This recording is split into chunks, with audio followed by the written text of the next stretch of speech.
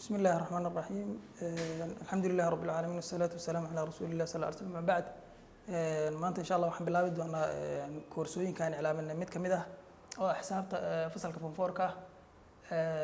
jabtarkiisa koowaad ee trigonometry ama analytic trigonometry marka intaan jabtar koowaad bilaabanay waxaa nala yar qurxatay inaan maxaa la yiraahdaa aan introduction yar oo kooban ka bixino maadaama trigonometry ay jabtar aad ballaaran oo fasalada kala duwan ee dugsiga sare lagu qaato form 4 kunu yahay stage-ka ugu dambeeyay ee dugsiga sare marka inta badan casharada form 4 ka waxaad ku qaadanaysaa conceptiyo ama casharo laga soo qaaday inaad hore u fahansan tahay oo si kooban loo dul marayo marka waxaan garanay inaan si yar oo kooban aan u soo dul marro fasalada kala duwan ee dugsiga sare si fahanka trigonometry jabtarkan manhaj cusub oo fahankiisu uu si deep leh u noqdo marka insha Allah waan dul maraynaa oo jabtaradii hore ee trigonometry fasalada kala duwan lagu soo qaatay waxaan ku bilaabaynaa taariifka trigonometry ama definitionkiisa trigonometry waa laan kamid ah laamaha xisaabaadka oo inta badan daraasaysa astaamaha uu leeyahay triangle-ka haday noqon lahayd dhinacyadiisa haday noqon lahayd xaglihiisa marka wuxuuna ka imaaday ama iska saaran yahay laba eray oo Greek oo kala ah trigno iyo metry wuxuu iska saaran yahay labadan eray oo qaybtan hore ah trigno iyo qaybtan dambe metry ah trigno macnaheedu waxa waa triangle ama saddex xagal metryna macnaheedu waxa waa measurement waa cabir marka saddex xagal ee cabir buu iska saaran yahay marka la isku qabto waxa waa cabirada saddex xagalka waxaan inta badan daraasayn doonaa saddex xagalka cabiradooda haday noqon lahayd waxaan ugu badan daraasayn doonaa noocan la yiraahdo right angular triangle saddex xagalka xagasha quman leh marka saddex xagalka xagasha quman leh waa saddex xagalkan weeye xagal quman waxa laga wadaa macnaha saddexdiisa xaglood ayaa mid kamid ah waxay tahay 90 degree ama 90 darajo weeye marka saas waxa loo bixiyay saddex xagal quman leh labada kale tana wadartooda waxay tahay 90 marka saddex xagalka ama triangle-ku guud ahaan xaglihiisu waxay isku buuxiyaan 80 ay isku buuxiyaan marka waxaan daraasin doonaa saddex xagalkan xaglihiisa iyo dhinacyadiisa dhinacyadiisa waxa loo qaatay magacyadan ayaa loo bixiyay dhinacan ugu dheer waxa la yiraahdaa hypotenuse shakaal baaf Soomaali la yiraahdaa hypotenuse dhinacan mar walba angle ka soo horjeeda waxa la yiraahdaa opposite horjeede ama muqaabil hadda luqada carabiga ayaa la yiraahdaa this one kan oo maxana macnaha xagasha saaran waxa la yiraahdaa adjacent daris mujaawir adjacent ayaa la yiraahdaa marka kan hypotenuse mar walba constant oo mar walba macnaha maxana waa dhanka ugu dheer ama dhanka ka soo horjeeda xagasha 90 degree isaga mar walba waa la yaqaanaa oo mar walba wuxuu ka soo horjeeda xagasha 90 degree ka soo horjeeda ama waxaan dhihi karaa waa dhinaca ugu dheer laakiin labadan dhinaca kale mar walba waxa go'aaminaya angle-kan xagasha meesha taagan yahay oo haddii xagasha maanta meeshan taagan tahay kan ka soo horjeeda waa opposite kan macna xagasha saaran wuxuu noqonaa adjacent ama daris noqonaa sidoo kale sida la mid ah hadda xagasha intan istaagtay sida kan oo kale kan ka soo horjeeda maanta wuxuu noqonaa opposite kan xagasha saaran wuxuu noqonaa adjacent iyo dariska kan laakiin mar walba isku caadi hypotenuse waa dhinaca ugu dheer ama dhinaca mar walba ka soo horjeeda xagasha 90 degree marka saddexdaas dhinac magacyadaas ay kala leeyihiin marka saddexdan dhinac hadii aan midba midka kale u qaybiyo waxa ka soo baxaya yani waxa ka soo baxaya function ama falsaar tusaale ahaan hadii opposite kan oo xagashan horjeedka hadaan u qaybiyo hypotenuse oo shakaalka waxa ka soo baxaya falsaar la yiraahdo sin theta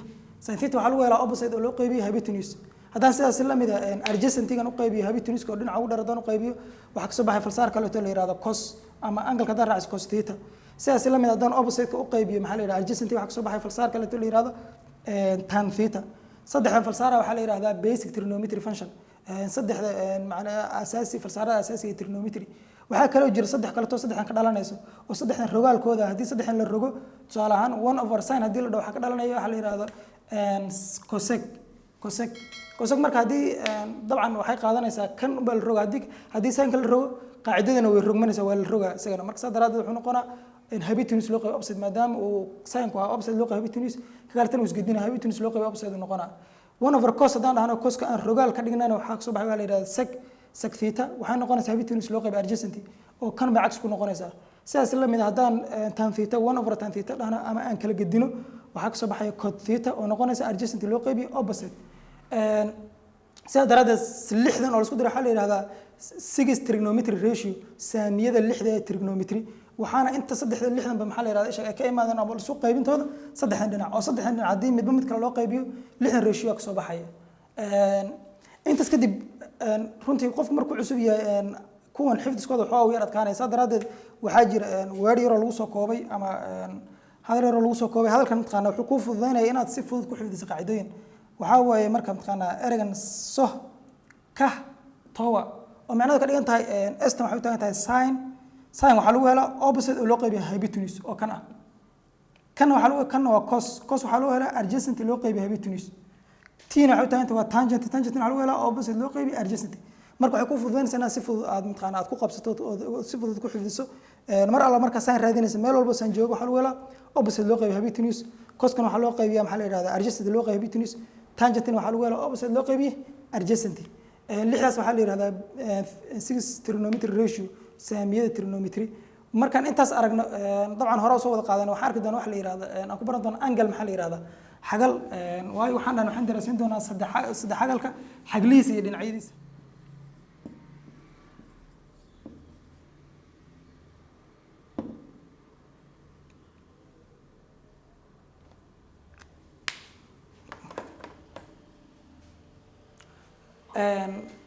okay maadaama soo aragnay marka triangle-kaas iyo maxaa la yidhahdaa dhinacyadiisa haddii la soo qaybiyo wixii ka soo baxayay waxaan hadda qaadan doona waxa la yidhahdaa angle maadaama waxa la cabirayo uu yahay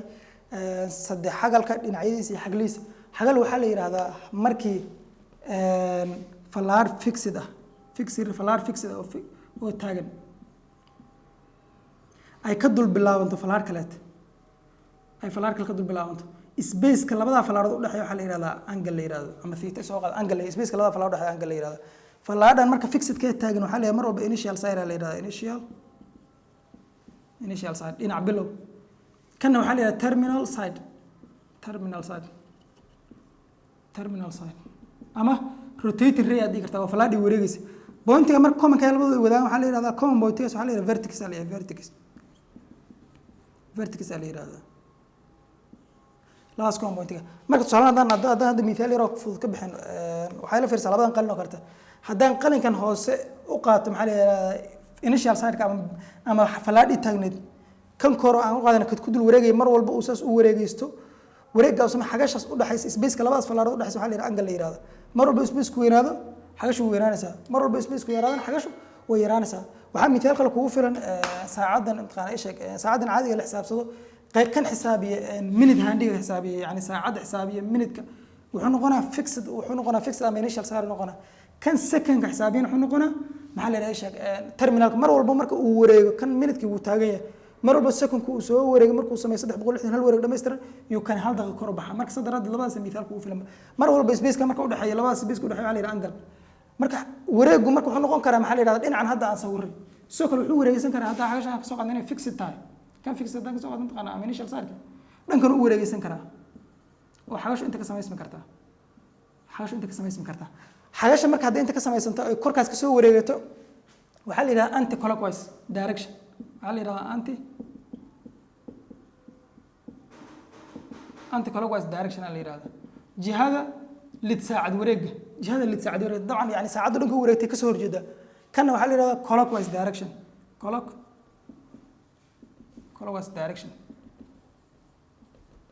waa jihada saacad wareega dabcan saacaddu qaabka u wareegatay yani habka qaacada saacaddu wareegtay wareegsanada kan marka waxaa loo qaatay mar walba inuu noqdo positive xagashu inuu noqdo xagal positive ah kan inuu noqdo xagal negative ah labadaas imtixaana ay noqon kartaa sidoo kale markii laga hadlayo angle waxaa lagu cabiraa waxa la yidhaahdo laba cabir oo degree iyo radian lagu cabiraa markaan inta aragna waxaan haddana qaadan doonaa waxa la yidhaahdo standard position of angles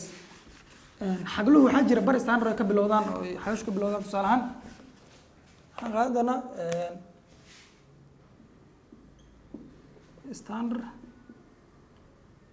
standard position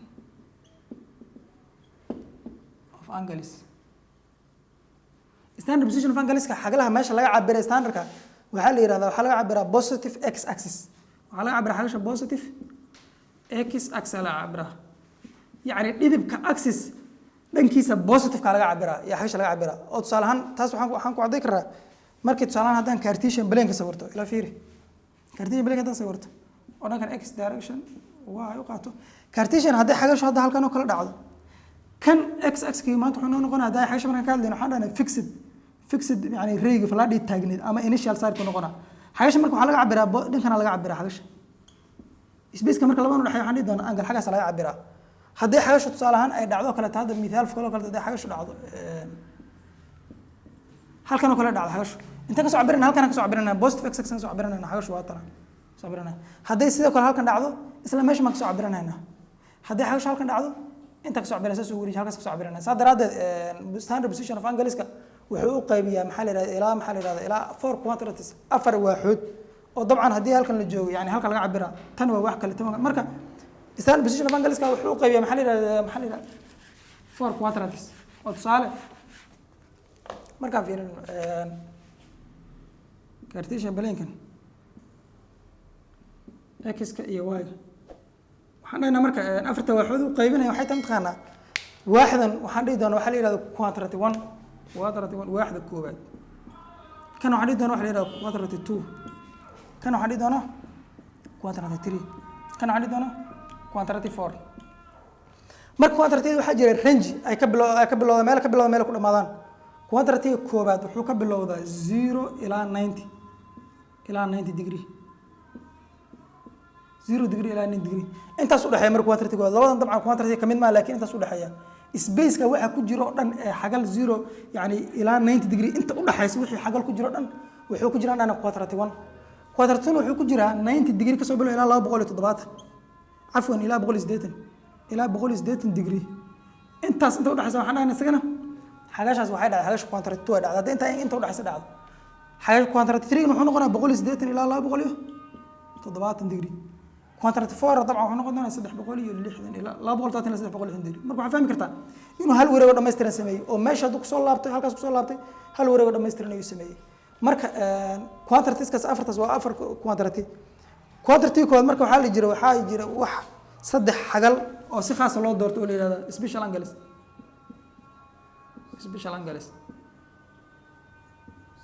xagalaha khaaska sida khaaska loo special angles la yiraahdo xagalaha quadranti kood ku jira sida khaas special angles loo doorto waxaa la yiraahdaa waa xagasha 30 iyo xagasha 45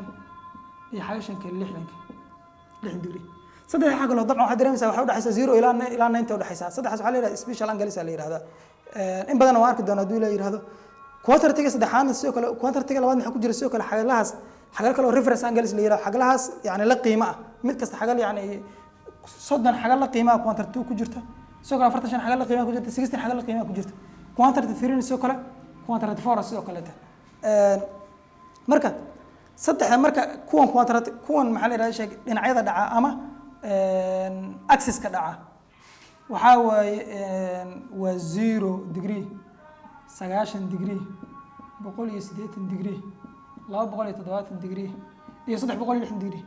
kuwaas axis ka dhaca yani waxa dhaca dhidibiyada ama axis-ka dhinacyada dhaca waxaa la yiraahdaa quadrantal angles xag la waaxeediyo quadrantal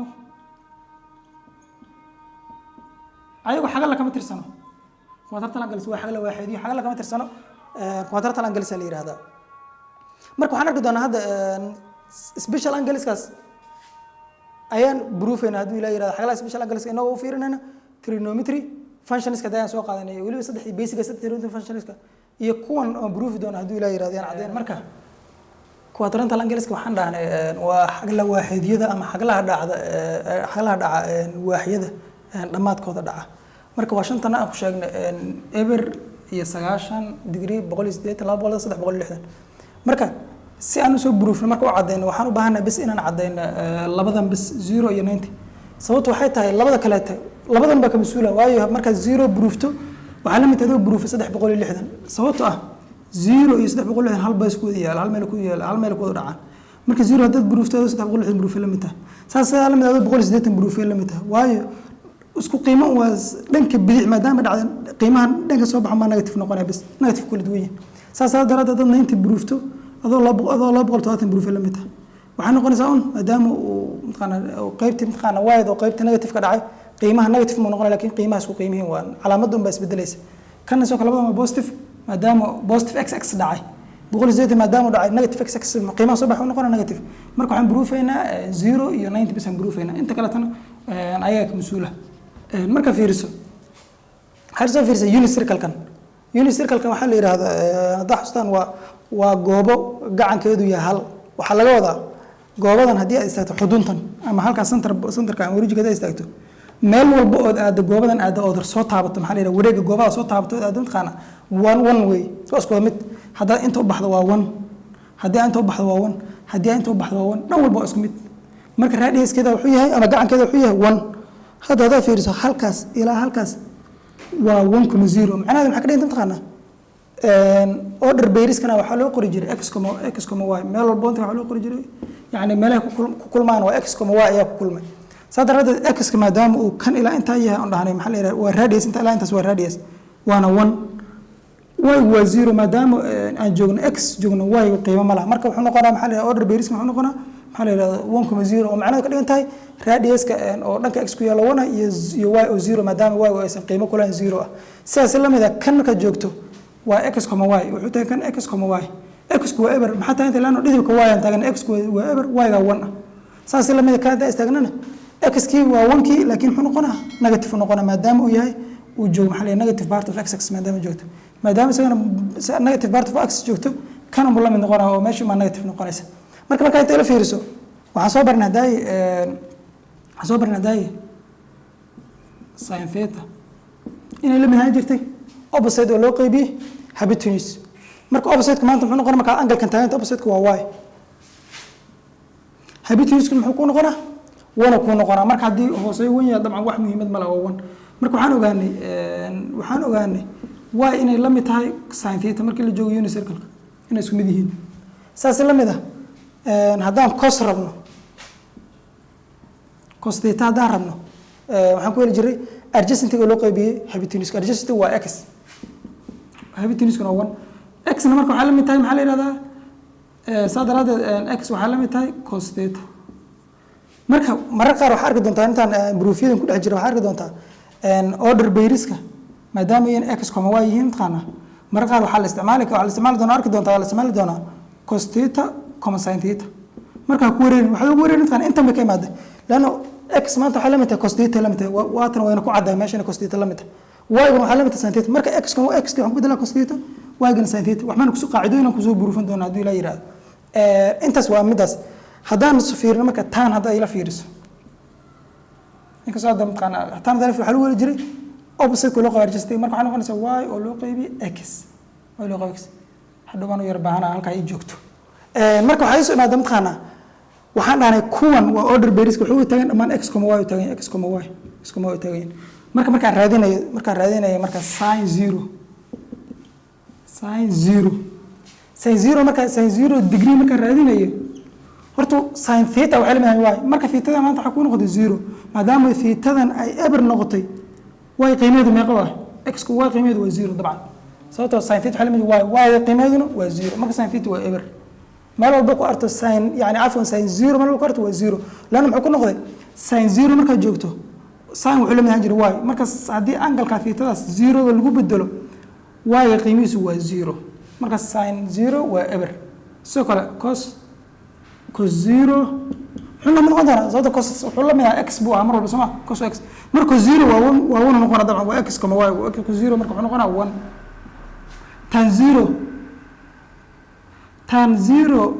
tan waxay ka imaaday maxaa la yidhahdaa mar walba waxay ka imaadaa ratioha sinka oo loo qaybiyo coska oo waxaa taas ku caddayn imtixaana sin haddaan u qaybiyo cos wuxuu noqonaa y loo qaybiyo x tanna waxaa lagu helaa y loo qaybiyo x saa daraadeed mar walba tan waa ratioha sin iyo cos marka haddaan sin u qaybiyo cos haddaan 0 u qaybiyo 1 dabcan waxaa noqonaa waa 0 marka tan 0na waa 0 tan 0na waa 0 meel walba ku arto saas noqonaa marka sin-ku 0 waa 0 cos 0 waa 1 tan 0 waa 0 waxay imaadaa 90 sin 90 imo sin 90 mar walba sin y ba lama ahaan jirta maanta 90 kana taagana x, y maanta waxaa waaye waa 1 sin 90 marka waa 1 cos 90 muxuu noqonaa marka cos 90 muxuu noqonaa